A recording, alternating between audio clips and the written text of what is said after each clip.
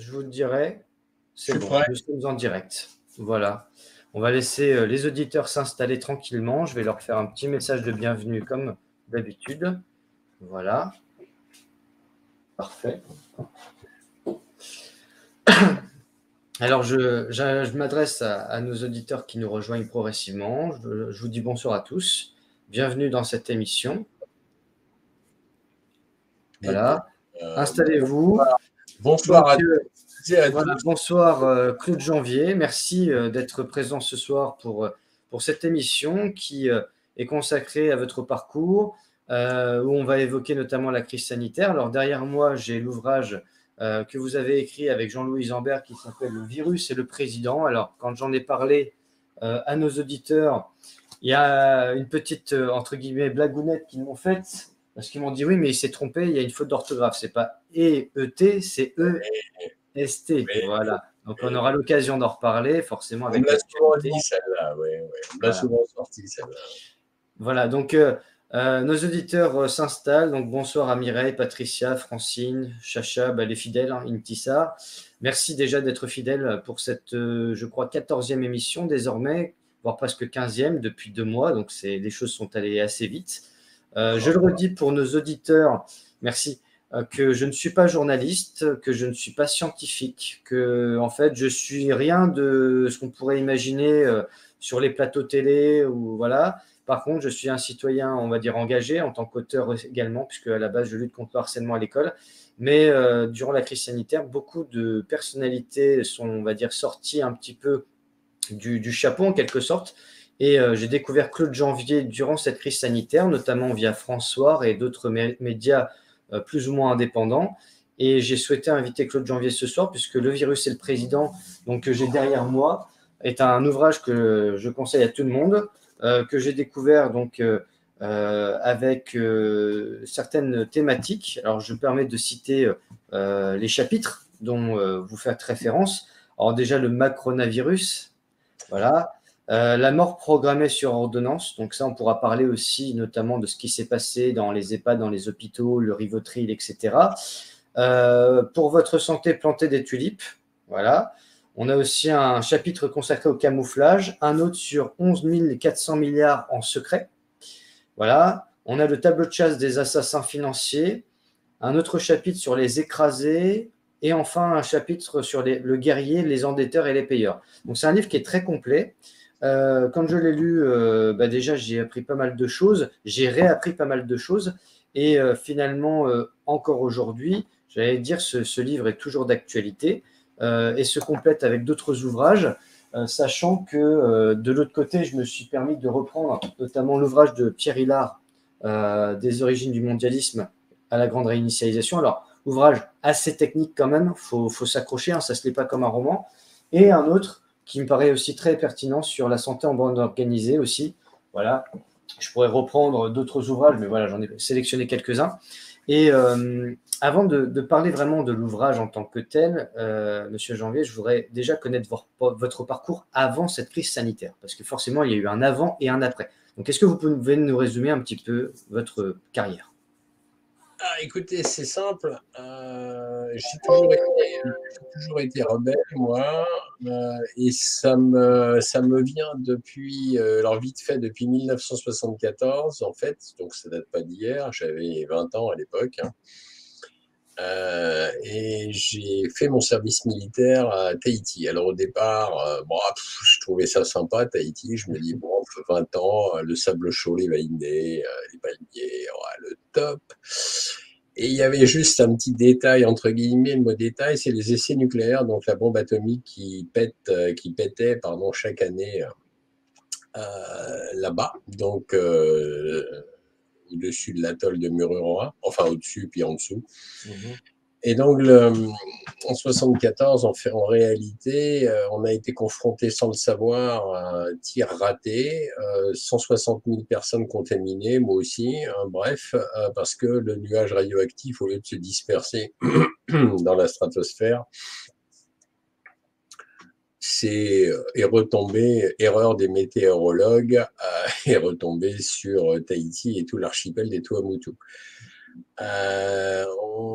Bon, bref, je vous fais grâce de tous les détails. On est rentré, j'avais quelques amis là-bas, on était assez réfractaires, bien entendu, aux essais nucléaires, on l'est toujours d'ailleurs. Mais enfin, j'ai pas mal d'amis qui sont morts de cancer foudroyant. Il y a eu pas mal de mes amis qui ont eu des séquelles. Donc, bien évidemment, à partir de ce moment-là, j'ai regardé les choses d'un autre point de vue. D'ailleurs, je me suis dit, ah, la société qui paraît toute belle et toute enrubanée de plein de bonnes choses, d'éthique, de belles paroles, de politiciens qui vous brossent dans le sens du poil, etc., n'est peut-être pas aussi sympa qu'elle devrait l'être. Et là, à partir de ce moment-là, et donc il y a un avant et un après, 74, et après j'ai commencé à me dire, oula, il y a quand même des choses qui ne collent pas. Et à partir de là, j'ai commencé à regarder beaucoup plus en avant les choses qu'on nous cache, etc. Donc après, il a bien fallu évidemment travailler, comme beaucoup de gens. Et avec mon épouse, on a toujours été des rebelles. Et puis ça fait une vingtaine d'années, à un moment donné, je me suis dit que j'allais exorciser tout cela. Et ça fait une vingtaine d'années que je me suis mis à l'écriture, et écriture plus spécifiquement dans les billets d'humeur. C'est-à-dire, je prends un sujet, je vais regarder derrière ce qu'on nous cache, j'enquête, parce qu'il est hors de question de raconter des bêtises. Et à partir du moment où je trouve vraiment ce qui se passe, les vrais faits, les vraies réalités, et ben à ce moment-là, je publie. Donc, ça fait 20 ans que j'écris des billets d'humeur et que je les envoie donc aux médias libres indépendants, qui les publient d'ailleurs en général. Je suis souvent publié dans Réseau International, Mouton Enragé, Agoravox, etc., etc. Le courrier des stratèges aussi. Courrier des stratèges, nous aussi. On salue Éric Véragueux d'ailleurs. Voilà, Stratégica, enfin, je suis assez publié dans tous ces médias et c'est très sympa. Je les remercie d'ailleurs parce que sans les médias libres indépendants, puis des gens comme vous d'ailleurs, que je remercie au passage. Non, mais vous savez, il faut le souligner parce que je pense que sans les médias libres indépendants aujourd'hui, sans des gens comme vous, et sans quelques éditeurs courageux qui acceptent d'éditer quelques livres qui sont qui sont pas dans la bien-pensance, dans la doxa gouvernementale, je me permets de vous couper 2 secondes parce que je vais être transparent aussi avec nos auditeurs. Moi-même, en tant qu'écrivain, j'ai beaucoup de difficultés à trouver un éditeur parce que souvent, la bien-pensance, comme vous dites, et puis moi, je suis assez engagé, notamment sur le côté scolaire, puisque ces derniers jours, j'étais à Dijon pour intervenir sur le harcèlement à l'école. Et forcément, c'est un sujet très épineux et très d'actualité. Et j'ai découvert votre maison d'édition via votre ouvrage. Et justement, j'attends leur réponse pour un manuscrit que je viens de leur envoyer, comme je sais qu'il est assez anticonformiste. Et moi, j'ai tendance maintenant de plus en plus à me sortir. Alors déjà auparavant, mais de plus en plus à m'exprimer sur des sujets difficiles, des idéologies, des temps modernes, etc. Et c'est vrai qu'aujourd'hui, on pourrait passer des heures aussi, des émissions entières à parler du monde de l'édition, quand on sait aussi à qui appartiennent les éditeurs. C'est toujours le même principe, c'est comme les médias, c'est comme beaucoup de choses. Et je voudrais juste faire une parenthèse sur le fait que le monde médiatique tel qu'il est aujourd'hui, je pense par exemple au professeur Rao qui vient de sortir son autobiographie. On sait que son autobiographie va être un best-seller comme celui d'Alexandra Orioko de Les Apprentis Sorciers. Et aucun média traditionnel ne va quasiment, si ce ne va pas du tout, les inviter, alors que ce sont des succès de librairie, que les lecteurs sont demandeurs justement. Et on voit bien finalement qu'il y a une sorte de réalité parallèle en quelque sorte entre ce que le peuple français en quelque sorte lit, consulte, s'informe, etc. Et une bulle médiatique que j'ai plus ou moins connue d'ailleurs de manière éphémère dans le passé avant la crise sanitaire. C'est pour ça que pour moi, la crise sanitaire a été un petit peu la transition entre deux mondes qui désormais se sont opposés, se confrontent, voire même se combattent en quelque sorte. Et c'est vrai qu'aujourd'hui, grâce finalement à la crise sanitaire, ça a aussi été le côté positif, c'est-à-dire que beaucoup de médias ont émergé. Et je vous avouerai qu'il y a encore 3 mois, j'aurais jamais cru que je ferais des émissions comme je le fais ce soir, parce que c'était pas du tout dans mon intention. Mais j'ai découvert des auteurs un petit peu comme vous, mais comme d'autres, comme Mathieu Biasotto, qui a été mon premier invité, qui s'est réveillé, on va dire, durant cette crise sanitaire et a découvert beaucoup de choses. Et c'est pour ça que votre ouvrage me fait penser aussi à ce qu'il a écrit, parce qu'il a dénoncé BlackRock, les oligarques, les multinationales, tous les mensonges d'État, etc. Et je me dis peut-être qu'en étant le relais aussi les uns avec les autres, on peut réussir à, on va dire, supplanter le monde médiatique traditionnel.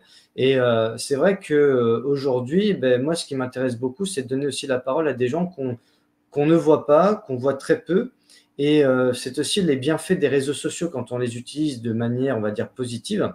Et c'est ce que j'ai essayé de faire comprendre aussi aux élèves que j'ai rencontrés ces derniers jours, parce que les réseaux sociaux, on n'a pas de mode d'emploi pour les utiliser, mais soit on peut détruire, et malheureusement, on en parlera peut-être avec tout ce qui est fact-checker, tout ce qui est la haine, les trolls en ligne, etc. Mais si on arrive aussi à faire porter des messages, ce qui a été le cas durant la crise sanitaire, on a été confronté aussi à un monde où finalement il y avait le camp du bien, le camp du mal qui s'opposaient. Et c'est vrai que votre ouvrage finalement a mis en lumière aussi un monde que peu de gens finalement connaissaient avant la crise sanitaire, et ça a participé finalement à cet éveil collectif.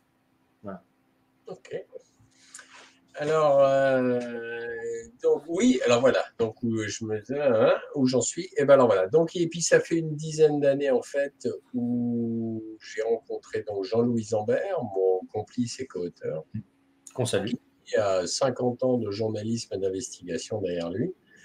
Donc moi j'ai 20 ans d'écriture d'enquête et lui il a 50 ans de journalisme d'investigation. Puis comme on est devenus amis, parce qu'à l'époque j'habitais dans le Lot, j'habitais pas en Normandie, là où j'habite aujourd'hui, on est devenus amis dans un salon du livre, dans un petit bled, parce qu'à l'époque j'avais une compilation de mes billets d'humeur et donc je faisais un salon du livre. Et lui il faisait un salon du livre avec ses deux magnifiques ouvrages qui s'appellent 56, qui est une grande enquête sur les dessous du Moyen-Orient, c'est-à-dire qui est derrière les guerres, les finances, etc., et qui veut vraiment détruire qui et pourquoi on veut détruire le Moyen-Orient.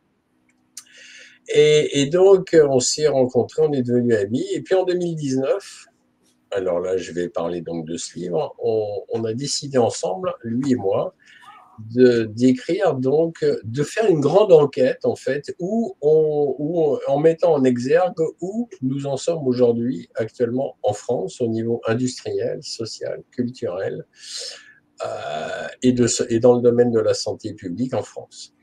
Et alors on a mis un an à peaufiner donc notre manuscrit et en 2019, fin 2019 pardon, donc on était prêt à l'envoyer à notre éditeur IS Éditions, que je salue ici d'ailleurs. Que nous saluons. Bon, c'est très sympa qui nous a édité, qui continue à nous éditer d'ailleurs. Et puis tout d'un coup, patatras, en janvier 2020, comme tout le monde le sait, arrive le SARS-CoV-2, coronavirus. Et là, waouh, c'est tellement le délire qu'on se dit avec Jean-Loup, on va peut-être laisser passer quelques mois. Et on a laissé passer les 7 premiers mois. D'accord. On a étudié de très près cette crise sanitaire. Moi, j'ai dû commencer à écrire des billets d'ailleurs sur la crise sanitaire dès le mois de mars, parce que là, déjà, c'était du grand n'importe quoi. Et donc, en juillet, quand même, on s'est dit, bon, on va peut-être boucler notre manuscrit. On l'a envoyé à notre éditeur, qui l'a donc effectivement sorti le 11 décembre 2020, très exactement. Alors, évidemment, les chiffres dedans sont toujours d'actualité. Je le dis pour toutes celles et ceux qui nous écoutent, parce qu'en réalité, ce livre n'a pas pris une ride. Et on a mis en exergue, mais ça évidemment on va le développer, où on en est vraiment en France. Et croyez-moi, malheureusement, c'est bien loin d'être brillant. Voilà, notre beau pays est vraiment pas dans Et on le voit encore aujourd'hui. situation. Alors, est-ce que vous me permettez de lire la 4e de couverture? Comme ça, les auditeurs. Je vous en prie. Merci beaucoup. Alors, début 2020, le virus de la Covid-19 se propage rapidement dans tous les pays du monde, mais pas partout de la même façon. Il semble exister une exception française d'origine contrôlée par l'Union européenne, dont l'acronyme laisse entrevoir la façon dont le gouvernement traite cette pandémie. Dans les couloirs de l'Élysée et de Matignon, les dirigeants de groupes terroristes ont ainsi cédé la place au virus. Nostalgie de son ancien boulot à la Rothschild et compagnie, dans lequel Emmanuel Macron s'efforçait, selon son propos, de séduire un peu comme une prostituée. Et en plus, encore récemment, c'est ressorti. Voilà. Toujours C'est vraiment ce qu'il a dit. Non, mais c'est vrai en plus. Hein. faut regarder le reportage pour nos auditeurs sur quand Alain Minc justement témoigne du fait que, je crois que c'est Alain Minc qui le reçoit dans son bureau et au bout de 2 heures, il lui dit c'est bon, tu es embauché chez Rothschild, et qu'en fait, il dit faire de la politique, c'est un peu comme quand on est banquier, c'est faire la prostituée, quoi, pour être poli. Toujours est-il que le président s'entiche de ce nouveau tueur qui paralyse pourtant l'économie de son pays, mais que cache ce racolage médiatique? Et donc, coécrit donc par votre camarade Jean-Louis Zambert et vous-même, plongé dans une enquête sur l'une des plus grandes tromperies contemporaines organisées par un pouvoir politique, main dans la main avec les dirigeants de l'Union européenne, les grandes propriétaires privés de la finance et de l'économie, un document indispensable pour comprendre la nature réelle de la crise ainsi que les enjeux d'aujourd'hui et de demain. Voilà.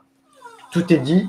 Et c'est vrai que quand j'ai lu cet ouvrage, parce que forcément, je me suis dit que dans la crise sanitaire, on allait avoir beaucoup d'ouvrages très différents. Je ne vous connaissais pas avant la crise sanitaire et je me suis dit, bon, déjà, c'est bien, ça sort un peu des sentiers battus, c'est pas conformiste, c'est pas. Et quand j'ai lu, bon, BlackRock, etc., et d'ailleurs, j'ai repartagé sur Twitter le fait que les manifestants hier soient allés assiéger le siège de BlackRock.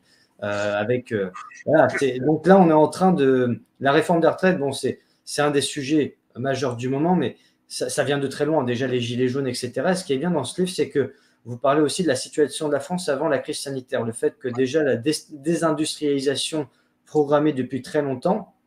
Et d'ailleurs, on a beaucoup de commissions d'enquête en ce moment. On a eu M. Montebourg qui est intervenu pour parler aussi de la désindustrialisation depuis ces 15 dernières années, du fait que la trahison des élites leur a permis de gagner, notamment chacun de ses dirigeants, entre 12 et 15 millions d'euros. Il disait finalement, trahir la France, ça rapporte des millions d'euros. Et on voit au fur et à mesure que la crise sanitaire n'a fait que mettre en lumière ce qui était déjà mortifère pour le pays, quoi. Absolument, absolument, absolument. Bah, d'ailleurs, on a des chiffres. Alors, évidemment, tout notre livre, toutes les enquêtes que nous avons menées, Jean-Louis et moi, sont sourcées, documentées, vérifiées. Oui. Ça veut dire que vous ne trouverez pas l'ombre d'une information dans ce volume et dans le volume suivant que nous avons coécrit, qui s'appelle Covid-19, le bilan en 40 questions d'ailleurs, retour sur 2 ans d'infos et d'intox chez le même éditeur. Vous ne trouverez pas une seule information qui n'est pas sourcée, vérifiable, et donc qui n'est pas vraie. Et c'est tellement vrai, d'ailleurs, que l'on ne s'est pas fait attaquer du tout. Je parle pour le virus et le président. Personne ne nous a collé une plainte pour nous dire bah, attendez, là, franchement, vous avez menti ou c'est pas bien. Non, pas du tout. Donc, ce qui veut dire que nos sources sont vraiment réelles et sont vraiment correctes et vérifiables. Alors, c'est vrai que ça fait peur parce que quand vous mettez comme chiffre dans notre livre que dans notre beau pays, sur 32 millions d'actifs, nous plafonner encore, à 15 800 000 pauvres, il y a de quoi se poser légèrement de questions. Parce qu'en France, le problème, c'est que jusqu'à 800 € de revenus par mois pour une personne, vous êtes considéré comme pauvre. Bon, jusque-là, pourquoi pas. Sauf que quand vous touchez 801 €, vous n'êtes plus classé dans la catégorie pauvre. Alors déjà... C'est pareil pour les riches. C'est à partir de quel montant on devient riche? C'est la grande question aussi. Voilà, mais je veux dire, il est bien évident que le pouvoir d'achat entre quelqu'un qui va toucher 800 € et quelqu'un qui va toucher 801 €, c'est ça. Alors, donc voilà, alors quand vous commencez à passer à travers de tous ces chiffres, quand vous commencez à regarder aussi tous les gens qui sont inscrits au chômage mais qui ne touchent rien, tous les gens qui sont dans des petits boulots mais avec des contrats éjectables, quand vous commencez à analyser un peu tout un tas de gens aussi qui sont dans un boulot précaire, bah vous additionnez tout cela et vous arrivez à 15 millions 800 000 pauvres sur 32 millions d'actifs. Alors après, il y a les retraités, bien sûr, là, mais bon, dans les retraités, vous avez des retraités qui ont des retraites confortables et des retraités qui n'ont absolument pas de bonne retraite. De toute façon, c'est un fait aussi. Alors, justement. Déjà que ça fait peur. Je vois que vous mettez en exergue un De vos slogans, je râle ma donc je phrase suis. favorite, un de mes slogans favoris, je râle donc je suis. Merci donc à qui? À Patricia Château. Tout à Voilà. fait. Je fais mienne aussi parce que c'est vrai que je suis un grand râleur, donc on est fait pour s'entendre, je pense. Ouais. Je, j'ai deux remarques. Déjà, la première, avant de parler de la réforme des retraites, parce que c'est d'actualité, Mmh. j'ai oublié de le faire au départ, je crois. Je voudrais rendre hommage aussi à nos personnels suspendus. Mmh. Je l'ai fait avec Bernard Cron il y a quelques jours. Et Bernard Cron est très engagé aussi par rapport à ça. Et j'invite les auditeurs à revoir l'émission avec Bernard Cron, même si on a eu des soucis techniques à ce moment-là. Mais voilà, nos personnels suspendus depuis 569 jours. Donc forcément, je ne les oublie pas puisque moi-même j'ai été concerné il y a un an et on voit qu'on est le dernier pays au monde à être concerné aussi, malheureusement.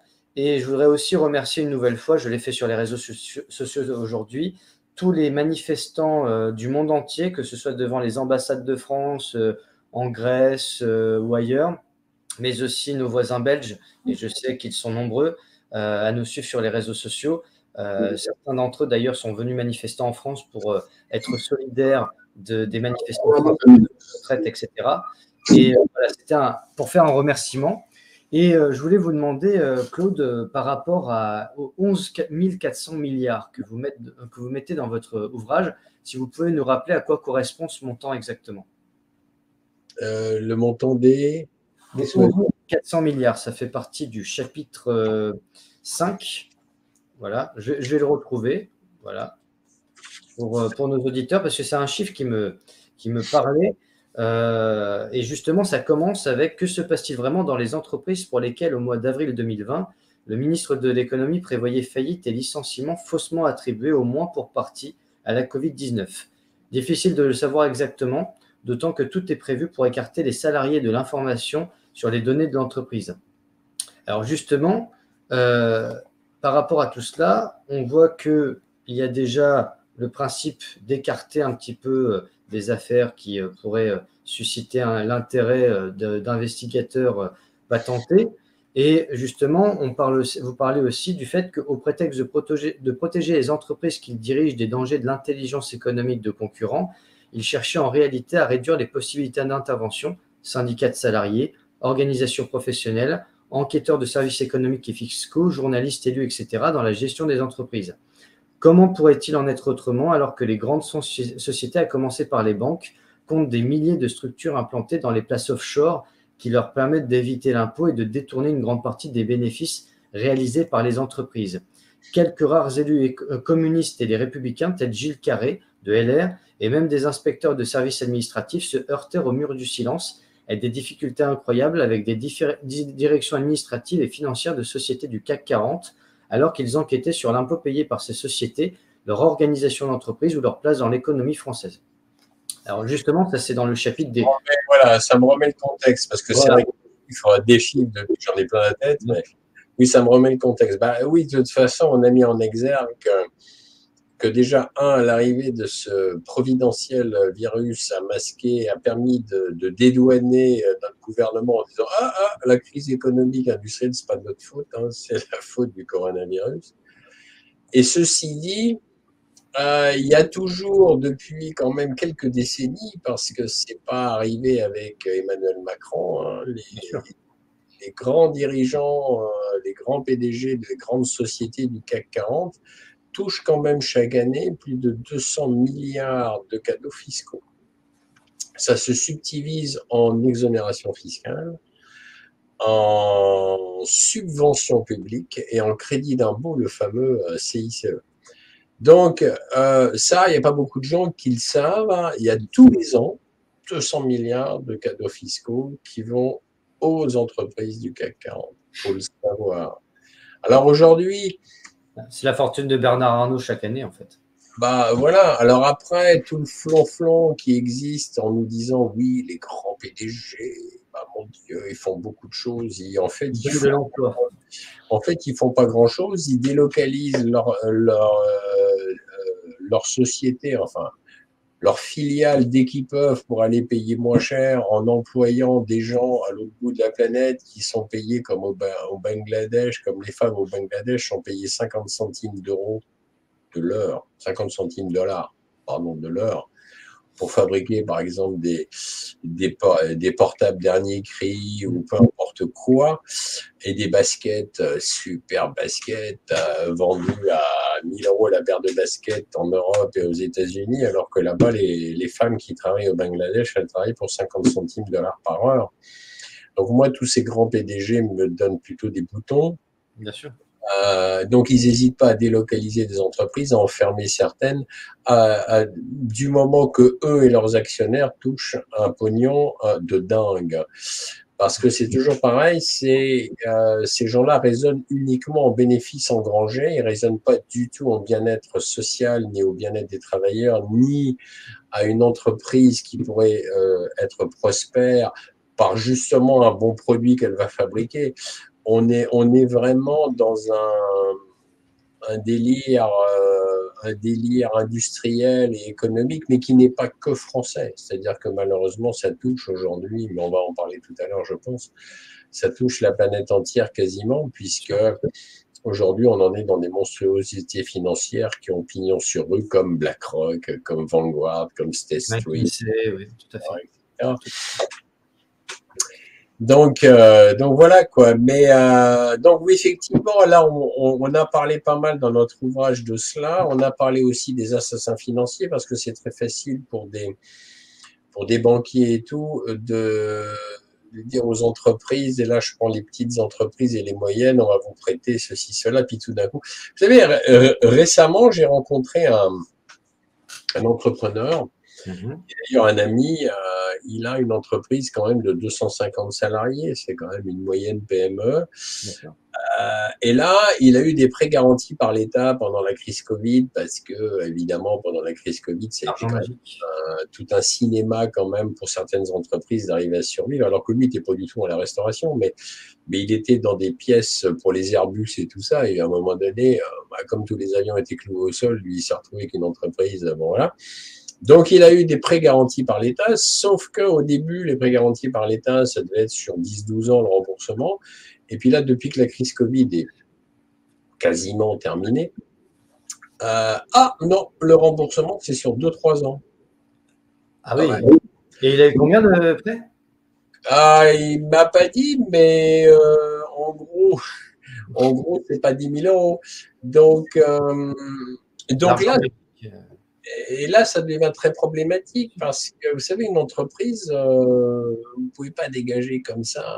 Quand c'est des petites ou moyennes entreprises, vous ne dégagez pas autant de bénéfices que certaines personnes pourraient s'imaginer. Et un chiffre d'affaires, dans un chiffre d'affaires, il y a tous les frais fixes, etc., à payer, les charges, etc. Et à un moment donné, s'il y a un prêt qui est très fort au niveau mensualité, à un moment donné, vous commencez à l'avoir un peu là.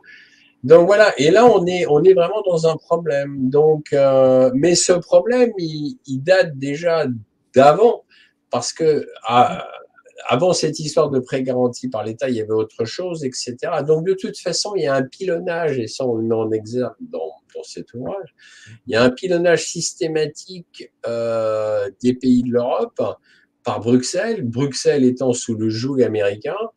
Et quand je dis américain, c'est le joug d'une certaine oligarchie financière apatride américaine, états-unienne, je dirais. Donc alors, bien évidemment, on est dans un réel problème. Et comme nous avons des dirigeants qui sont, y compris dans l'Europe, Ursula von der Leyen, je dis bien Leyen, je prononce bien. Oui, c'est mon côté polémiste. Et donc, effectivement, on est vraiment dans une Europe qui est en train complètement d'être détruite volontairement par nos gouvernants.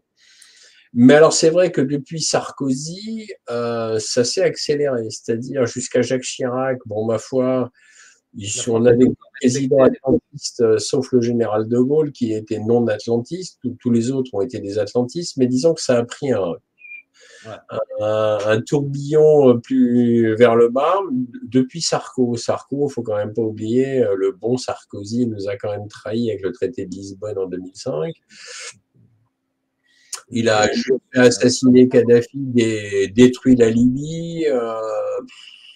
Bref, il nous a remis dans l'OTAN. Merci Nicolas Sarkozy. Quant à François Hollande derrière, il a continué à aller dans le même sens, puisque lui, bon, le bricoleur, hein, on l'appelait à l'époque flanc bricoleur.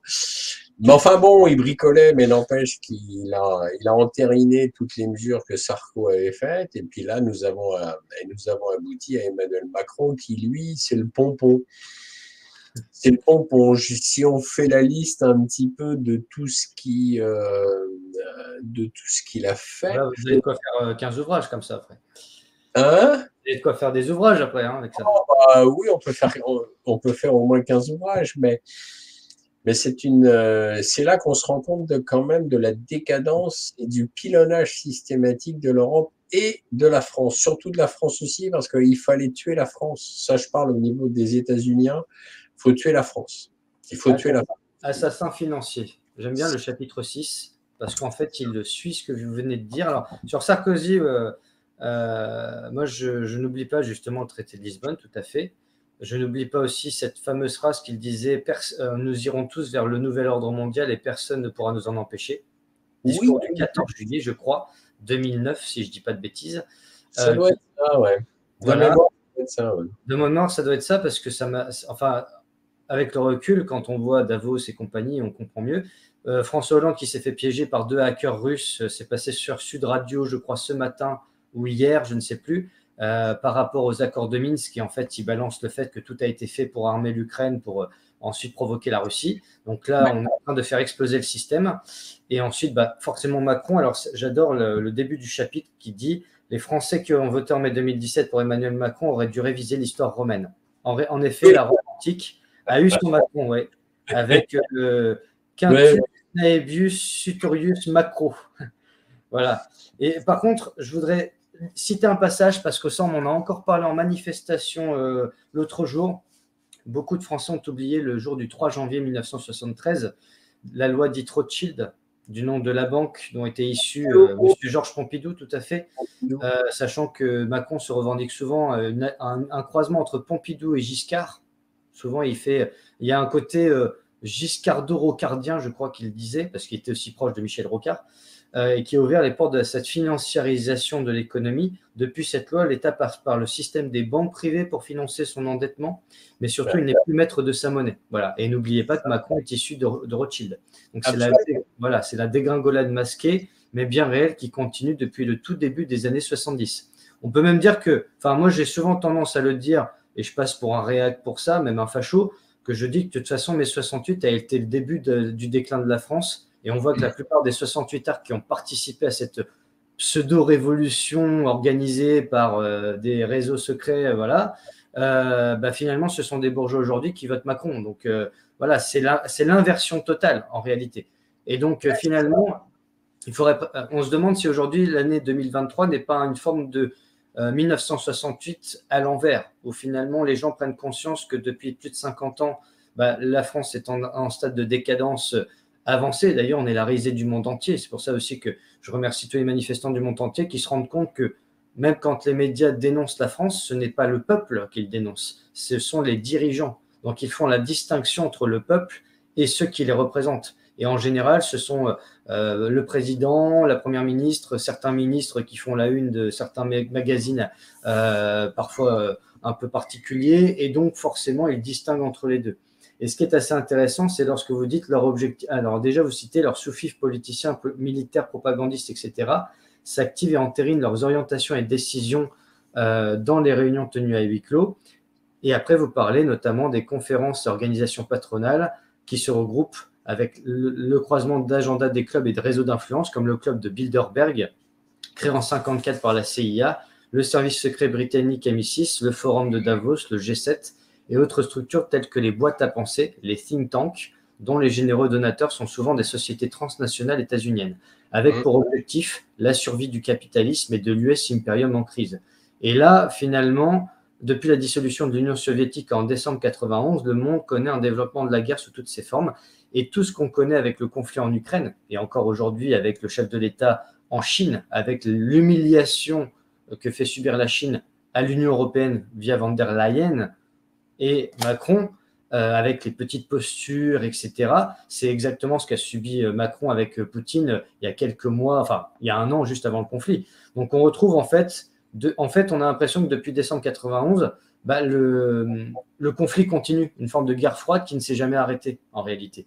Et donc ce chapitre-là, pour nos auditeurs, est assez exceptionnel parce qu'il résume finalement qui nous gouverne et qui fait partie des plus grands assassins mondiaux, et pas forcément des gens qui tuent avec du sang sur les mains, hein. Ça peut être aussi au niveau monétaire et économique. Voilà. Oui, c'est ça. C'est ça. Vous avez bien... Oui, Essayez de résumer, mais allez-y. Non, mais c'est ça. Oui, c'est ça. C'est ça. Non, mais le problème, c'est qu'aujourd'hui, on est un peu dans une... si on ne sort pas donc, de l'Europe, si on ne sort pas de l'euro, de la monnaie, surtout de l'euro, si on ne sort pas du joug de Bruxelles, on est foutu. Hein. Je dis ça parce que, bon, je suppose que les gens qui nous écoutent en ont certainement conscience, mais ça devient urgent parce que tant qu'on sera sous le joug de Bruxelles, de l'OTAN et donc de cette espèce d'oligarchie financière apatride états-unienne, on n'en sortira pas. Hein. Et c'est là où il va falloir... Là, de toute façon, nous sommes à la croisée des chemins. Hein. Tout à fait. Tout à fait.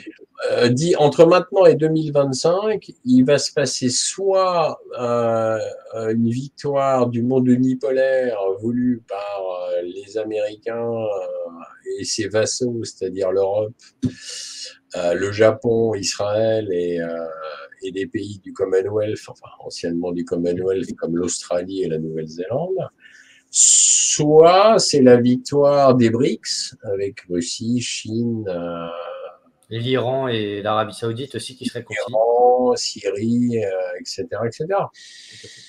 C'est voilà. Alors après, bon, on peut affiner beaucoup plus que ça, c'est certain. Disons que dans les grandes lignes, c'est ça.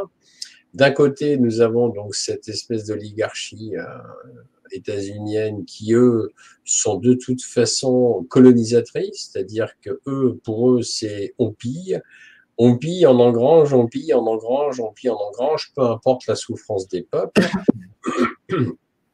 Et de l'autre côté, les BRICS, je dis pas que c'est tous des saints, hein, les dirigeants, mais au moins, ils sont à une tendance plus nationaliste et à plus une tendance, effectivement, de prendre soin de leur peuple. Donc, voilà. Donc, alors, effectivement, et nous, on est au milieu. L'Europe, on est au milieu. Malheureusement, on est sous domination US. Et là, aujourd'hui, on est vraiment à la croisée des chemins. Alors, tout ça, c'est devenu plus compliqué.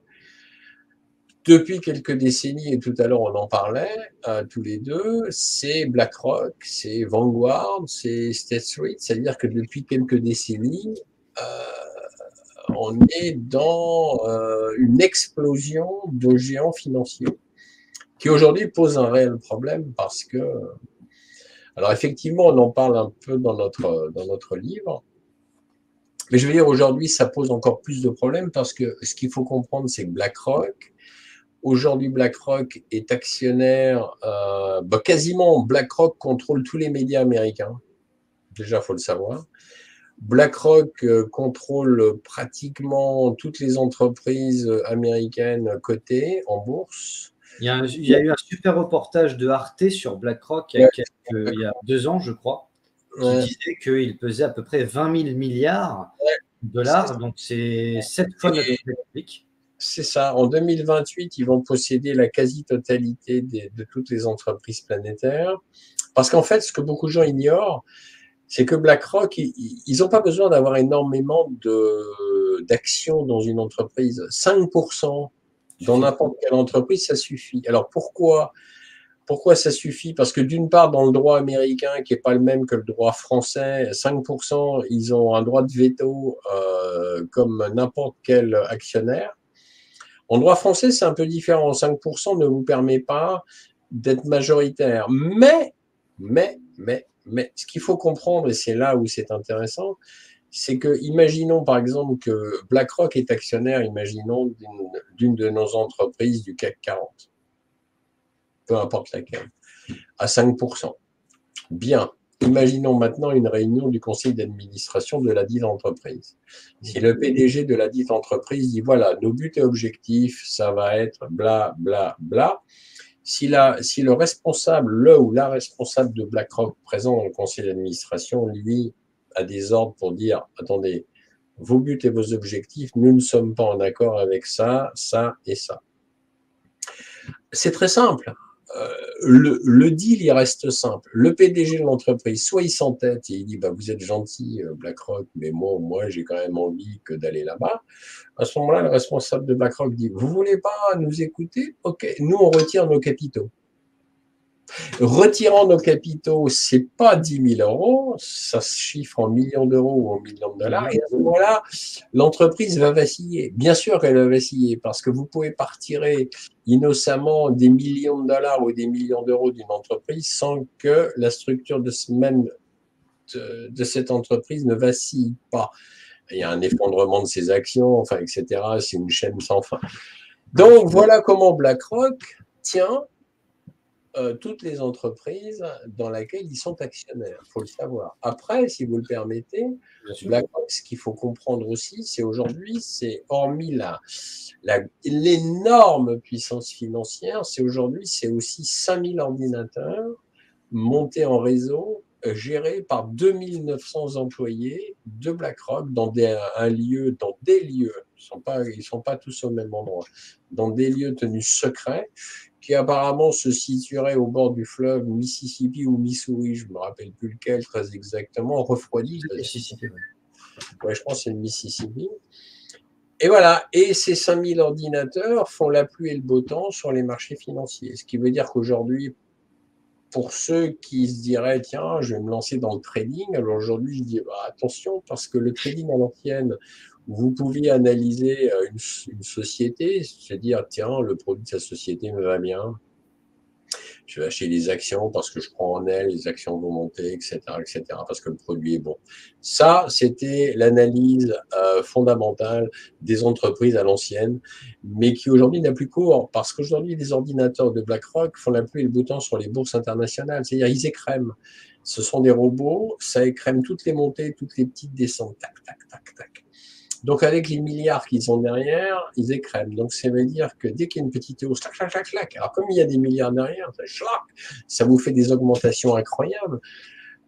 Et donc, du coup, des bonnes nouvelles concernant l'entreprise, ça ne signifie plus rien parce qu'une entreprise qui se porte bien peut avoir son action qui va dégringoler demain parce que les ordinateurs et les robots derrière, tout comme une entreprise où il peut y avoir des mauvaises nouvelles et que les produits minables, mais son action va monter. Aujourd'hui, c'est un marché qui est complètement fou. Et donc, pour arriver à faire du trading correctement, je dis bravo aux traders, là, ceux qui sont indépendants, parce que ceux qui sont à la fin d'une entreprise, parce qu'on s'en fout. Mais je veux dire, voilà. Et ça, c'est quelque chose aussi qu'il faut comprendre aujourd'hui. Absolument. Vous voyez? Alors après, on peut étudier le cas de Vanguard juste derrière, parce que moi Vanguard, c'est un de mes dadas favoris. Pourquoi c'est un de mes dadas favoris? Parce que Vanguard, c'est une exception. Vanguard, ce ne sont que des capitaux internes. C'est-à-dire que vous ne pouvez pas aujourd'hui, si vous êtes très riche demain, par exemple vous, Nicolas Bouvier, demain, imaginons vous aviez des millions, vous dites, tiens, je vais rentrer dans Vanguard. Non. Vanguard va vous dire, c'est hors de question, mon jeune ami. Vous savez, ça m'étonnerait, mais bon.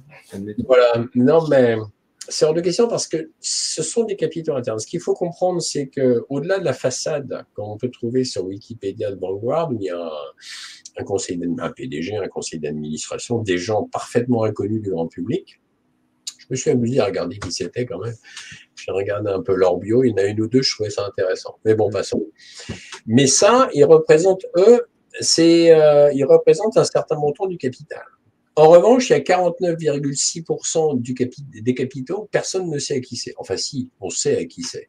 Mais ces gens-là restent dans l'ombre. Et d'ailleurs, je vais les citer un peu. On retrouve les Rothschild, on retrouve les Rockefeller, on retrouve la famille Orsini, on retrouve les Vanderbilt, on retrouve les Dupont, etc. Les 13 grandes familles, on retrouve la famille royale d'Angleterre, etc., etc. Bon, bref. Alors ça, c'est intéressant parce que Vanguard est actionnaire de BlackRock. Ça veut dire que les capitaux de Vanguard regardent qu'est-ce qui se passe dans BlackRock. Il y a une forme de relation incestueuse, en fait, entre chacun d'entre eux. Ah oui. Donc, voilà. Donc, on en est là. Et puis, le troisième, je dirais, c'est Seth Street.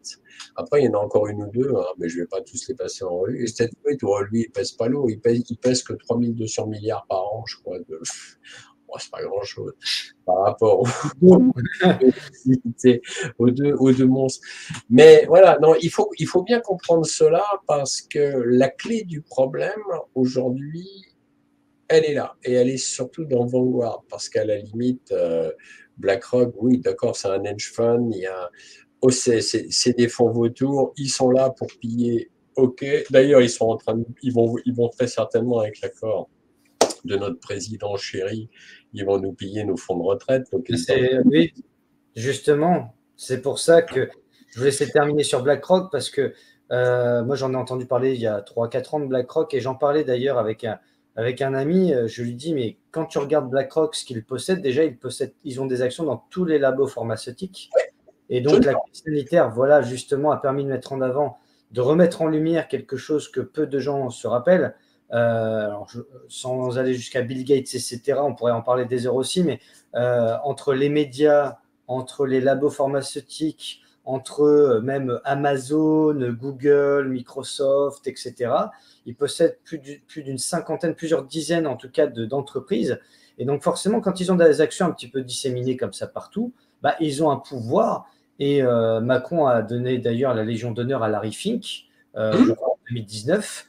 Larry Fink, comment dire, et on voit la soumission d'ailleurs de l'État français, puisqu'ils ont reçu à Versailles tous les grands patrons, les grands capitalistes, etc.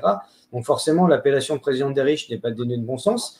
Et ce qui est assez intéressant dans votre ouvrage, je viens de retrouver 2 passages, notamment dans le chapitre 7 sur les écrasés, qui est un chapitre qui est assez révélateur, ouais, qui est très bien sur notamment les fortunes et l'enrichissement, j'allais dire personnel, durant la crise sanitaire, parce que ça, les gens l'ont oublié, peut-être pour beaucoup, c'est que la crise sanitaire a rendu les riches plus riches et rendu les pauvres plus pauvres, comme disait Coluche. Voilà. Comme disait Coluche, depuis que je suis né, c'est comme ça, il y a toujours eu plus. Et comme disait De Funès dans La Folie des Grandeurs, les riches, c'est fait pour être très riches et les pauvres pour être très pauvres. On est exactement dans cette caricature-là. Et forcément, on prend tous ceux qui dirigent, par exemple, Dassault, enfin toutes les entreprises du CAC 40, et tous ceux aussi qui se sont engraissés en réalité. Et paradoxalement, dans le chapitre 4, concernant le camouflage, déjà tous les plans de licenciement massifs avant la crise du Covid, chez Airbus, à la chaussure, là, depuis ces dernières semaines, déjà depuis le début de l'année, le prix de l'énergie qui a fait sortir tous les boulangers, pâtissiers, etc., qui ont d'ailleurs qui sont allés sur les plateaux télé, notamment une par chez moi sur Sarlat, parce qu'elle a eu 50% d'augmentation ou que sais-je, donc plus les moyens de payer, mais aussi tous les magasins de chaussures, de vêtements, etc., qui sont en liquidation judiciaire. Et en gras, vous mettez cette crise sanitaire dont le gouvernement est responsable n'est qu'un prétexte dont s'empare le grand patronat et ses politiciens pour camoufler leurs responsabilités dans l'aggravation de la situation économique et accroître encore plus rapidement la désindustrialisation du pays. Alors que la France est d'ailleurs l'un des pays européens où l'activité industrielle est la plus faible, le secteur industriel ne représente que 11% de son activité économique contre 15% en Italie ou 25% en Allemagne. En réalité, la France est même en queue de peloton, puisque seuls Chypre, la Grèce et Malte font pire en matière de production industrielle, comme le rappelait la journaliste Arjuna Andrade sur France Culture. Donc on voit finalement que c'est pareil quand notre cher ministre de l'économie voulait détruire l'économie russe et qu'on a vu le résultat, puisque l'économie russe ne s'est jamais aussi bien portée et que moi, la première chose qui m'a auquel je m'attendais finalement indirectement, parce que quand j'ai vu les décisions qui ont été prises, déjà l'argent magique durant la crise sanitaire, payer les gens à rester chez eux et les aides parfois faramineuses qu'on a pu donner à différents secteurs, à tort ou à raison, mais l'argent magique, ça se paye toujours. Et là, on le paye triple, on le paye double, triple, voire quadruple, avec l'inflation, etc. Et puis le conflit en Ukraine qui a fait que toutes les entreprises occidentales, en quelque sorte, se sont retirées de Russie. Et finalement, en Russie, j'allais dire, c'est devenu un paradis économique, en quelque sorte, puisque toutes les sanctions qu'on a fait, c'était un suicide économique à retardement, en quelque sorte. Donc aujourd'hui, on en est là, et c'est vrai que cette crise sanitaire, finalement, a mis en lumière déjà tous les problèmes qu'on avait, que les Gilets jaunes déjà avaient voulu, on va dire, mettre en évidence, avec le carburant notamment. Et aujourd'hui, on s'aperçoit que les gens commencent à se révolter un petit peu plus. Mais pour vous, justement, jusqu'où ça peut aller dans cette situation économique et surtout cette situation sociale qu'on vit depuis le début de l'année? Ah, alors vous savez, c'est un peu toujours difficile de faire une prospective, hein, parce que le problème, c'est que tout dépend, tout dépend jusqu'où les gens qui sont en train, qui sont dans la rue aujourd'hui, tout dépend du pourquoi ils manifestent. Si la quasi-totalité d'entre eux s'est manifestée pour cette histoire de retraite à 64 ans, je pense pas. Honnêtement, c'est du grand pipeau. C'est un ensemble de choses. Voilà, c'est du grand pipeau. Je vais le dire en 2 mots parce que autant Jean-Luc Mélenchon que les syndicats nous ont agité la retraite à 64 ans, gna gna gna, c'est pas bien. Oui, bah c'est sûr que c'est pas bien, sauf que depuis la loi Marisol Touraine, hein, que tout le monde a oublié ou que ils n'ont pas oublié mais ils l'ont pas dit, il faut 43 annuités de cotisation pour prétendre. C'est pas que l'âge, c'est les annuités qui comptent aussi.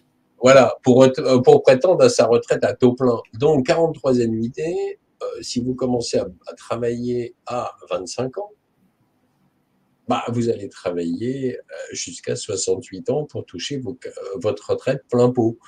Alors bon, aujourd'hui, la retraite à 64 ans, je me dis, c'est un vrai faux débat. Il aurait vraiment fallu endiguer, ne pas voter cette loi, ça, merci aux députés comme d'habitude, qui ne servent à rien d'ailleurs toujours. Il n'aurait certainement pas il aurait certainement pas fallu, pardon, qu'ils votent la loi Marisol Touraine. Donc maintenant que c'est fait, ah bah, c'est plutôt là-dessus qu'il faudrait se battre parce qu'on va pas en sortir. Parce que, alors, il y en a un jour qui me dit, ouais, mais alors si vous commencez à bosser à 17 ans, je dis, attendez, faites-moi rire. Qui aujourd'hui travaille à 17 ans? Je veux dire, à mon époque, à moi, qui suis un peu plus âgé, oui, des gens qui commençaient à bosser à 17 ans. Aujourd'hui, c'est pas une grande majorité, hein, je veux dire, faut peut-être arrêter de nous enfumer. Voilà, alors ça c'est un faux problème. Alors après, si les gens qui sont dans la rue aujourd'hui râlent vraiment contre l'inflation, contre les 15% d'inflation que nous avons aujourd'hui, parce qu'on en est là, contre effectivement les carburants, etc. Et puis toute cette espèce de récession sans arrêt de menaces, parce qu'il y en a, au bout d'un moment, ça gonfle, quoi. Depuis l'histoire du Covid-19, c'est ça, vous n'avez pas le droit de faire ceci, récession de cela, vous n'avez pas le droit de faire cela, vous n'avez pas d'essence, il faut faire la queue pour prendre de l'essence, il faut oublier, il faut bla. Bon, ça commence un peu à bien faire. Alors, si les gens sont dans la rue aujourd'hui pour ça, oui.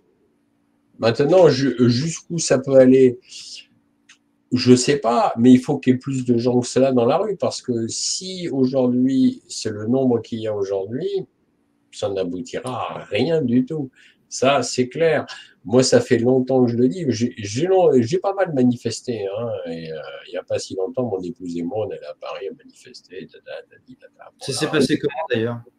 De quoi, les manifestations? Ah ben là, quasiment pour les retraites, nous n'y sommes pas allés. On a été beaucoup manifestés à l'époque Covid et tout ça, pour lutter pour hurler contre la dictature sanitaire, etc. Bon, mais comme on n'habite pas à Paris, c'est vrai qu'aujourd'hui, les allers-retours, tout ça, c'est un peu plus compliqué. Je peux pas non plus, financièrement parlant, parce que moi, j'ai pas une grosse retraite non plus. Financièrement parlant, je peux pas y aller tout le temps, mais on a été beaucoup. Nous y sommes allés beaucoup, pardon. Là, pour l'histoire des retraites, non. Honnêtement, j'ai pas bougé parce que je trouve que c'est un faux débat.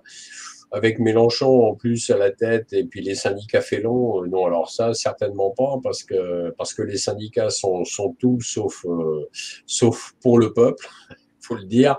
Et quant à Jean-Luc Mélenchon, Alors, je vais il, vous dire honnêtement, Claude, parce que c'est vrai que je vous il a rejoins une Il grande a partie. quand même appelé à voter Macron au deuxième tour. C'est vrai, Hein, et il se c'est dit que vrai. non, mais enfin bon, quand il a dit, ah là là, faut faire échec à l'extrême droite, Oui, et c'est oui, il l'a dit 4 fois. pas la peine, bah, c'est sûr. Ah non, mais je vous dirai pas non là-dessus parce que c'est tout à fait factuel.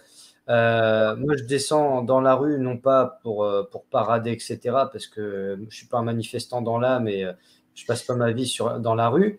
Mais moi, je descends à plusieurs titres. Déjà parce que j'ai été gilet jaune à l'époque et que, au départ, je pensais que le mouvement ne fonctionnerait pas. Alors, il a été tué dans l'œuf. On sait plus ou moins pourquoi, mais le 17 novembre, c'est vrai qu'il y avait quand même une grosse mobilisation et d'ailleurs, ça a failli aller très loin jusqu'à l'Élysée parce qu'il faut se rappeler du début décembre. Macron était prêt à être élitroyé, etc. C'était critique. Ensuite, il y a eu la crise sanitaire où moi j'ai fait les manifs anti-pass parce que moi-même j'ai été concerné malheureusement par les suspensions. Et c'est vrai qu'aujourd'hui encore, je descends dans la rue pour venir en soutien au personnel suspendu et je me renseigne autour de moi. La plupart des manifestants, ils me disent, mais les retraites, oui. De toute façon, moi, je me suis fait déjà l'idée de ne pas en avoir de retraite personnellement. Moi, j'ai 32 ans, donc je suis censé partir en retraite au minimum à 67.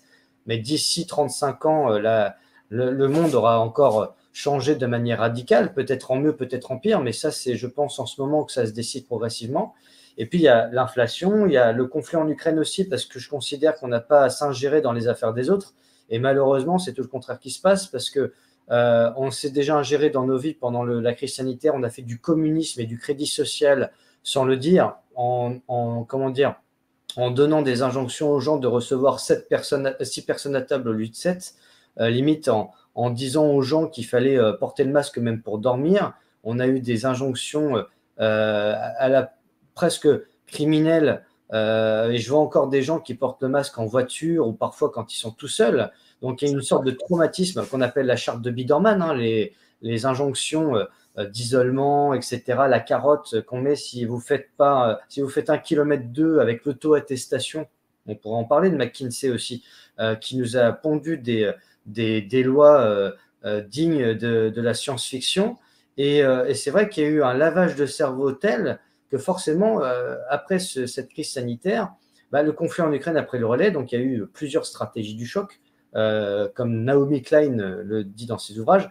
Et c'est vrai que pendant cette crise sanitaire, j'ai beaucoup pensé à Claire Sévrac aussi, qui malheureusement nous a quittés il y a longtemps, mais qui n'a jamais été aussi vivante, j'allais dire, dans nos esprits, pour ceux qui l'ont lu en tout cas, comme La guerre secrète contre les peuples, parce que quand Macron nous a dit nous sommes en guerre, euh, voilà.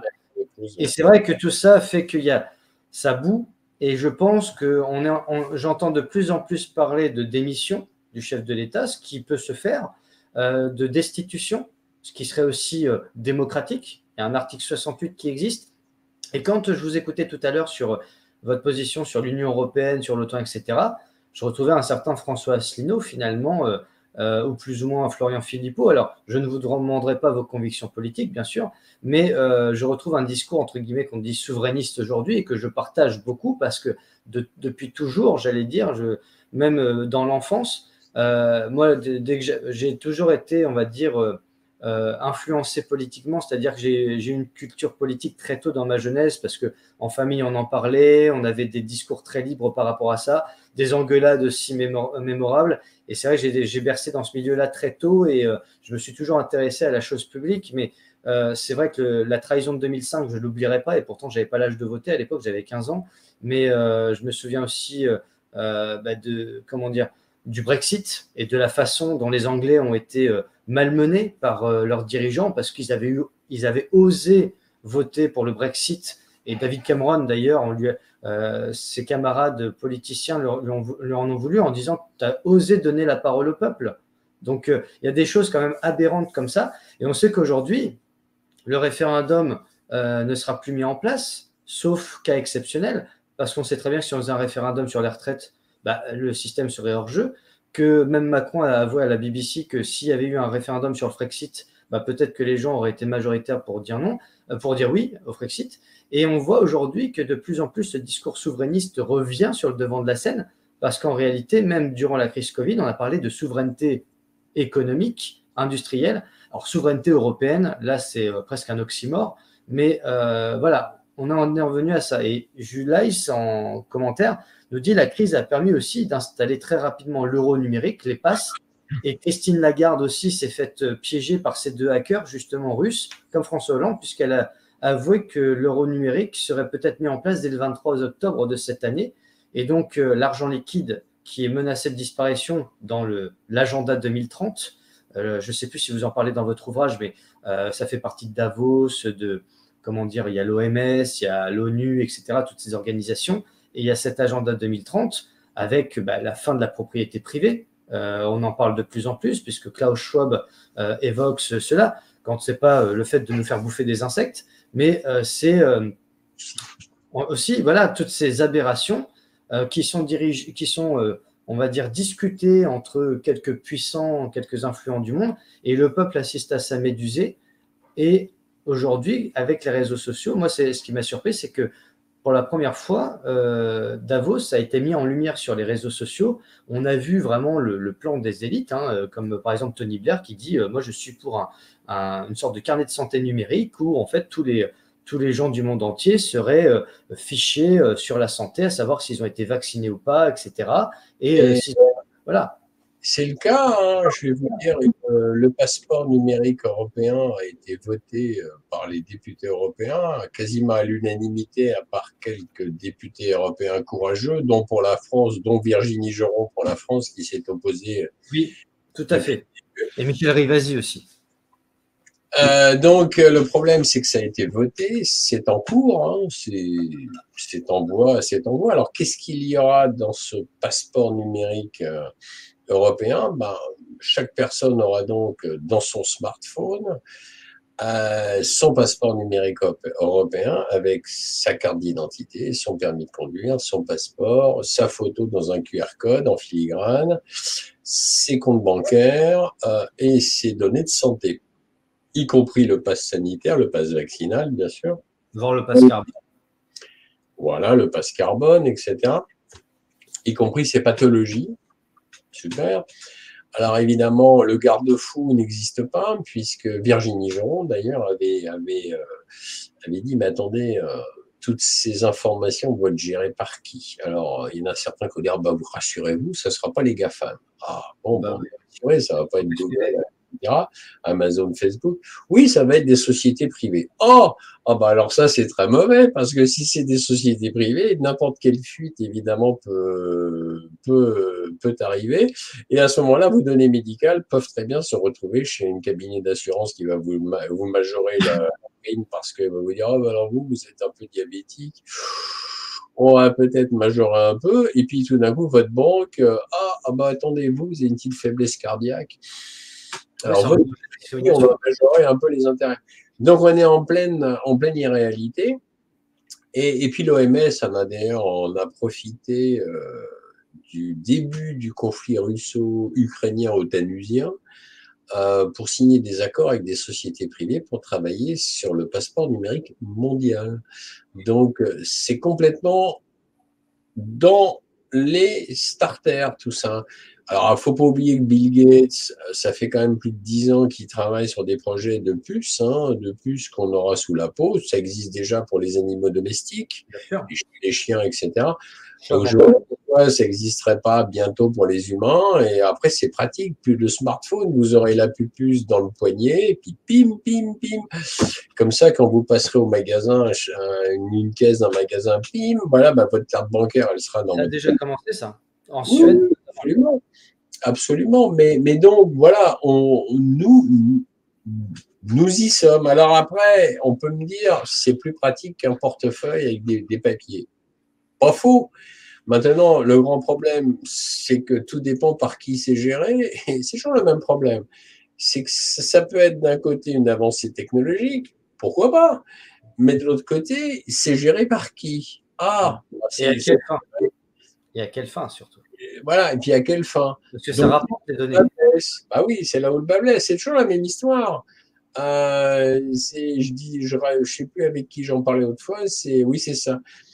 On me disait les laboratoires pharmaceutiques, mais j'ai dit faire confiance aux laboratoires pharmaceutiques pour améliorer votre santé, c'est comme faire confiance à McDo pour améliorer votre nutrition. Voilà, non, bah non. Voilà, c'est clair. Je pense que il faut résumer la situation.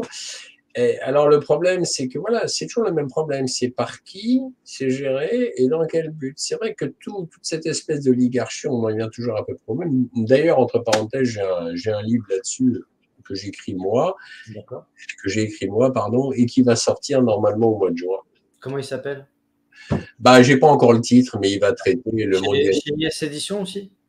Non, parce que là, ils étaient un peu trop chargés, donc j'aurai un autre éditeur. Mais pour l'instant, je vous dis pas lequel. C'est pas sorti. Et puis sinon, avec IS Éditions, de toute façon, avec mon ami Jean-Loup, on a 2 manuscrits qui vont sortir sur les guerres états-uniennes, la destruction aussi de la francophonie. Enfin, vous inquiétez pas, vous aurez encore de la lecture. Avec plaisir. D'ailleurs, ce que vous avez dit sur la puce, etc., ça m'a évoqué plusieurs choses. Déjà, Klaus Schwab, et j'invite tous nos auditeurs à revoir sur YouTube, parce que moi, je l'avais vu il y a déjà 2018-2019 par là, et j'ai dit, c'est marrant, ça n'a pas été trop visible. Et pendant la crise sanitaire, les gens ont redécouvert qui était Davos, Schwab, etc., sur la puce en 2016.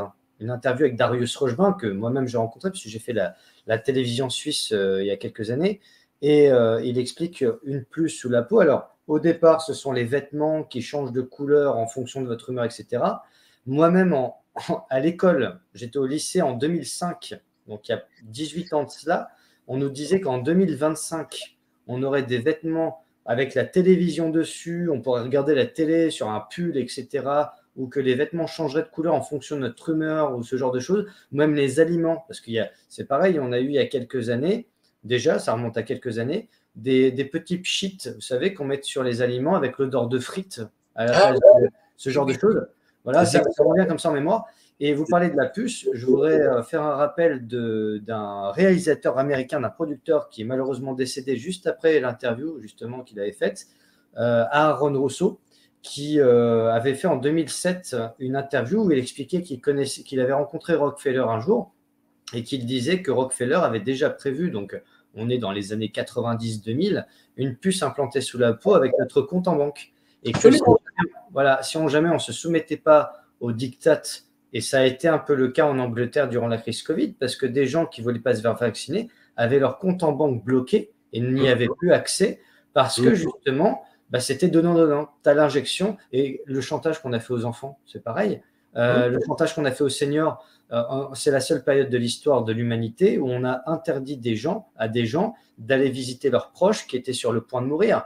Donc, il y a beaucoup de choses à dire. Mais en matière de manuscrit, est-ce que vous avez l'ambition de faire un manuscrit aussi sur le transhumanisme, l'intelligence artificielle, des sujets qui, en ce moment, sont très d'actualité, comme ChatGPT, parce que moi, dans le milieu scolaire, qui m'importe beaucoup, d'ailleurs, j'ai même vu Bruno Le Maire qui était fasciné que ChatGPT lui fasse un discours en 5 minutes. En même temps, parfois on se demande si c'est pas préférable quand on voit la pauvreté du discours politique au niveau intellectuel et voilà. Mais pour le petit Bruno quand même. Alors là... En plus, c'est un Normand, alors ça me fout un peu les boules parce que je suis Normand aussi. Mais voilà. Mais ce qui est assez incroyable, c'est que quand on reprend ce que vous dites dans votre livre, alors le virus et le président à la fois, mais le virus, finalement, c'est le système oligarchique, mondialiste, lobbyiste, et le fait aussi que finalement, on se rend compte, les gens, pour ceux qui étaient encore un peu endormis, se sont rendus compte que nous sommes gérés par une mafia criminelle au sens économique, financier, sanitaire du terme, et que les labos pharmaceutiques, certains scientifiques comme Didier Raoult d'ailleurs nous l'ont dit, eh bien, sont presque plus riches que l'industrie des armes, par exemple, sachant que je viens de voir avant notre émission que Macron avait décidé, sans demander l'avis à personne, de donner 13 milliards pour l'Ukraine, alors que, soi-disant, c'est autant de montants qui manquent pour la retraite. Donc, voilà, on voit qu'on se fout de notre gueule à longueur de journée. C'est du foutage de gueule. la France est endettée à hauteur de plus de 3 000 milliards d'euros. Et Emmanuel Macron nous casse les bonbons, on va dire, pour rester poli, pour 18 milliards pour les retraites.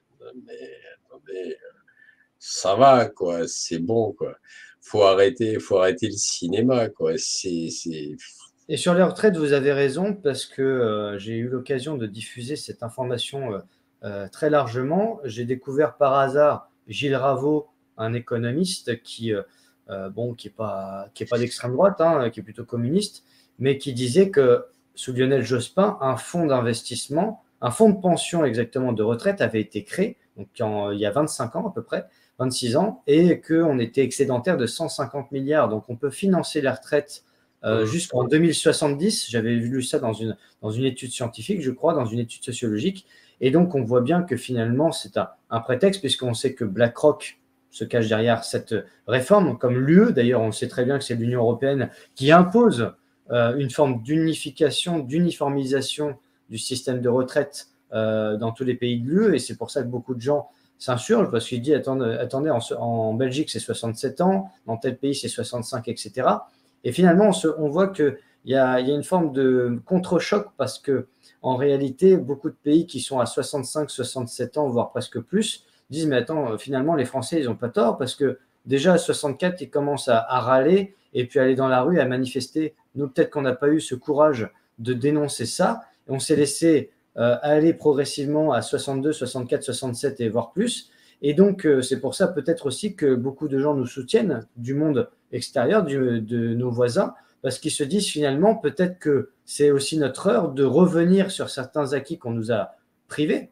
Parce que depuis les Gilets jaunes, enfin, j'allais dire même avant Macron, ça avait commencé. Hein, je ne mets pas tout sur le dos de Macron. Hein, on parlait de Sarkozy tout à l'heure. Ça a commencé comme ça. Hein, il y a eu la retraite à 62 ans déjà. Hein, la retraite à 60 ans, c'était il y a 40 ans. Donc, il faut imaginer qu'au fur et à mesure, on s'est laissé anesthésier, plus ou moins. Et qu'aujourd'hui, peut-être qu'il y a eu un trop-plein. Enfin, moi, c'est comme ça que je le vois. Sur tout un tas de sujets, qu'aujourd'hui, les gens se révoltent. Après, la question est de voir si les gens vont se révolter dans les urnes, si toutefois de nouvelles élections avaient lieu prochainement. Mais encore une fois, il faut voir le rôle de McKinsey aussi. Est-ce que vous pouvez nous parler à votre niveau de ce que vous avez appris sur McKinsey? Alors, McKinsey, j'avais fait tout un article, je ne l'ai pas là devant moi, mais j'avais redressé le CV de McKinsey. Plus criminel que ça comme CV, on trouve pas. C'est-à-dire que moi, qui est quand même avec mon épouse, on a été auto-entrepreneur quasiment toute notre vie. On a eu on a dû embaucher quelques personnes. J'aurais eu quelqu'un qui se serait présenté avec un CV comme ça, je n'aurais certainement jamais embauché. Donc, bon, voilà, quoi. McKinsey, c'est incroyable le nombre de. Ils sont impliqués, ils ont eu des PDG impliqués dans des foires, dans des affaires foireuses, criminelles, mais c'est du grand n'importe quoi. Donc, déjà là, mais ça, de toute façon, c'est poussé par BlackRock, etc., etc., hein, c'est clair, hein, c'est la même. Alors, j'ai appris récemment, mais j'ai pas de preuves véritables, que Bernard Arnault, dans sa jeunesse, a travaillé avec Laurent Fabius chez McKinsey, et que finalement, il a pu construire aussi progressivement sa fortune par rapport aussi aux mécanismes qu'il a appris chez McKinsey, parce que McKinsey, c'est un cabinet de conseil, mais c'est un réseau tentaculaire aussi. Hein. Donc, comment dire, quelqu'un qui travaille chez McKinsey, à l'époque où il faisait les conseils au moment de la crise sanitaire, etc., il se faisait en moyenne 2000 euros par jour, en moyenne. Et ils avaient aussi, alors c'est eux, moi je l'ai appris grâce à des journalistes d'investigation qui ont créé les auto-attestations, puisque c'était Maël de Calan, si je ne dis pas de bêtises, qui avait pondu ce truc-là, qu'on a été parmi les seuls au monde à utiliser. C'est pour ça qu'on a été surnommé par l'Allemagne l'Absurdistan, puisqu'en réalité, on nous a fait signer une auto-attestation pour s'autoriser à sortir de chez soi. Voilà, donc il ne faut quand même pas oublier, je pense que ça restera dans l'histoire de l'humanité, ça, pour toujours. Voilà. Donc, c'est pour ça, j'aimerais avoir votre point de vue sur cela, parce que on donne encore des centaines de millions en ce moment. Enfin, je dis quand on dit on, je dis le système donne notre pognon à ça. Mais comment faire pour les arrêter? Comment faire pour les Le problème, je pense que le problème, et d'ailleurs je vais peut-être en terminer là-dessus Oui, parce que je vais devoir vous laisser pas de souci. pour ce soir, mais le problème c'est ça, ce que les gens comprennent pas, et là je m'adresse un peu à tout le monde, je m'adresse pas forcément à ceux qui sont en train de regarder, hein. Mais en général, oui. Mais bon, le problème c'est que on a deux choix, soit on s'abstient lors des élections, mais après il faut pas venir râler que les gens qui sont élus Tout à euh, fait. soit en train de détruire le pays. Ce que beaucoup de gens ne comprennent pas, et là je pense c'est aussi beaucoup de commerçants, d'artisans, etc., qui eux n'ont rien à cirer des élections, ils ne pensent qu'un peu, c'est pour ça que quelquefois, moi, que les boulangers râlent aujourd'hui, je dis c'est bien, il fallait peut-être râler un petit peu avant et on aurait préféré Il vous y en a qui avoir ont craché sur les dans les... gilets jaunes. Il y en a qui ont craché sur les gilets jaunes des commerçants. C'est pour ça que j'ai voulu Voilà, faire des choses aussi. absolument. Donc, ceux-là, je me dis, Oui, puis les restaurateurs qui ont joué le jeu avec les passes, les machins, exactement. les masques, les Absolument. chefs, les rois le Tout à coco, fait. ça va, quoi. Il ne faut pas l'oublier, ça. Non, mais, alors voilà, le problème, on est confronté. Soit on ne peut pas changer un pays uniquement, ou alors par la révolution armée. C'est un bout d'un moment, c'est la guerre civile et c'est bon pour personne. Donc, on peut. Alors, en revanche, ce qui fonctionne pour arrêter un État corrompu, c'est une désobéissance civile, pacifique. Il suffit juste de dire non. Il Le faut, boycott, voilà, faut boycotter, il faut dire non. S'il y a des ordres stupides comme quoi il faut signer une dérogation, machin, ben, il faut certainement pas la faire, etc. Mais aussi, il faut se rendre aux urnes parce que de toute façon, même si vous n'avez pas envie de voter pour un candidat, bah, votez blanc. S'il y a une majorité de gens qui votent blanc, forcément, ça va créer un séisme quelque part. et Une même si ébullition. l'été était pipé, au moins on a la conscience avec Voilà. soi. Parce que ce qu'il faut que les gens comprennent, c'est qu'en n'allant pas voter, qui vote? Eh ben, les militants purs et durs des partis. Donc les militants purs et durs de la LR, du PS, du parti de Macron, de la Renaissance aujourd'hui, etc. Mais si on laisse que les militants purs et durs, qui eux de toute façon vont rien remettre en question, puisqu'ils suivent effectivement leur patron comme des bons chiens-chiens, à un moment donné, on ne va pas y arriver. En revanche, c'est pour ça, parce que là, quand même, aux dernières élections, je crois qu'on était à 60% d'abstention. Pas très loin. C'est une histoire de fou. Et Personne ne après, vote. et après, les gens disent oui, mais le peuple français a voté Macron. Ça va pas, oui, mais les mecs, ça va pas. Voilà. Et puis pousser sur vos députés. À un moment donné, il y a des députés. Alors, il y a des députés soi-disant de l'opposition, qui soient de la FI ou du RN. Mais putain, mais qu'est-ce qu'ils attendent? Qu'est-ce qu'ils attendent pour, au lieu de leur faux débat qui commence un peu à être insupportable? Ah oui, moi, mais je pactise pas avec l'extrême droite. Ah puis moi, je pactise pas avec l'extrême gauche. Bon, ça va, arrêter votre cinéma et votre théâtre de guignol, là. Juste, il y a une procédure de destitution qui est au point et qui peut être faite par un ensemble de députés, bah, faites-la. Et quand vous déposez une motion de censure, faites-la aussi, allez jusqu'au bout et arrêtez de nous gonfler avec vos Mais ils histoires n'ont pas fait. de la gauche, de la droite, du machin. Mais aujourd'hui, on n'en est plus là. Il faut dépasser ces espèces de clivages qui, de toute façon, sont entretenus par le pouvoir, hein, parce que cette histoire de droite-gauche aujourd'hui, mais d'ailleurs depuis Mitterrand, ne veut plus rien dire, parce que la vraie gauche, elle n'existe plus depuis Jaurès, pour moi. Oui, Et d'accord, tout à fait, voilà. absolument. Donc après, je vais vous dire, le reste, c'est quoi? Mais c'est du grand pipeau. Sauf qu'il y a encore des gens, bah oui, mais vous comprenez, il faut quand même qu'on mette une étiquette sur quelqu'un de droite ou de gauche. Non, mais ça ne veut plus rien dire. La caste qui est au pouvoir, elle n'est ni de droite ni de gauche, elle ne pense qu'à ses intérêts financiers. C'est exactement le même principe que l'oligarchie financière internationale apatride. C'est-à-dire les mecs, ils en ont rien à faire, ils sont pas de droite, pas de gauche. Ils ne sont pas religieux, à part pour une certaine église satanique. Parce que ça aussi, ils le font quand même dans les clubs privés et tout ça. Mais ça, c'est autre chose. Mais je veux dire, les mecs, ils sont pas de droite, pas de gauche. Ils en ont rien à faire. Eux, ce qui les intéresse, c'est le pognon. C'est exactement contre ça qu'on lutte. C'est-à-dire, c'est pas une affaire d'étiquette politique. On lutte contre des gens qui ne pensent qui ne raisonnent qu'en termes de bénéfices en danger. Donc, à un moment donné, il faut quand même faire marcher. Alors, je dis pas ça pour les gens qui nous écoutent spécifiquement, mais En général. c'est aux gens qui nous écoutent de relayer cela, parce qu'à un moment donné, il faut quand même que si vous avez quelqu'un dans votre entourage qui vote pas, à un moment donné, il faut lui expliquer. Il faut lui expliquer. Personnellement, je me suis toujours insurgé contre ça parce qu'on peut pas. Et puis le pire, c'est voter pour le dimanche et manifester contre le lundi. Ça, c'est une forme de en même temps.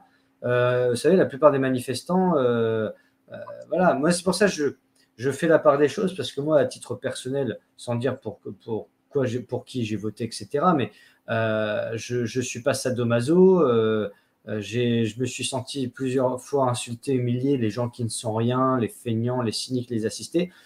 J'ai pas tendance à avoir le syndrome de Stockholm, contrairement à beaucoup de gens qui, durant la crise sanitaire, voyaient les injections comme le seul médicament de l'humanité, alors que tous les traitements préventifs ont été, placés en substances toxiques. Là, on m'a dit encore hier qu'en manifestation, qu'il paraît que la lavande est menacée aussi avec les huiles essentielles pour l'Union européenne. Voilà. Et voilà, donc on est en train de détruire tout ce qui fait aussi j'allais dire, toutes les recettes de grand-mère sont en train. Donc, en fait, on en revient au fait que, et là, je vais être obligé vraiment de vous laisser parce que j'ai un rendez-vous, malheureusement non, mais j'ai un rendez-vous honoré, donc je vais être obligé de vous laisser. Je pense que le mot de la fin au niveau conclusion, c'est on a tous le pouvoir de dire non. Il faut faire comprendre aux gens qu'ils peuvent dire non. Moi, je pense que on ne demande pas aux gens d'aller manifester, de s'exposer à un tir de LBD ou se prendre un coup de matraque sur la tête. Pas forcément, on n'est pas tous obligés de faire ça. Et d'ailleurs, il vaut mieux pas se prendre un tir de LBD dans la tête parce que ça, malheureusement, c'est mortel. Mais on peut juste dire non. Si une majorité de gens aujourd'hui disent non, eh bien, je pense que les choses peuvent changer. Voilà, sur ces bonnes paroles, je suis absolument. Merci Claude Janvier, en tout cas, d'être venu dans l'émission. Je reviens quand vous voulez. Et avec Jean-Loup, la prochaine fois, si vous voulez, on fera une table ronde. Alors là, au mois d'avril, je suis un peu booké parce que là, mais au mois de mai, pourquoi pas, je verrai ça avec lui. Et puis, Nicolas, de toute façon, on se tient au courant. Merci à nos auditeurs, en tout cas, qui sont restés jusqu'au bout.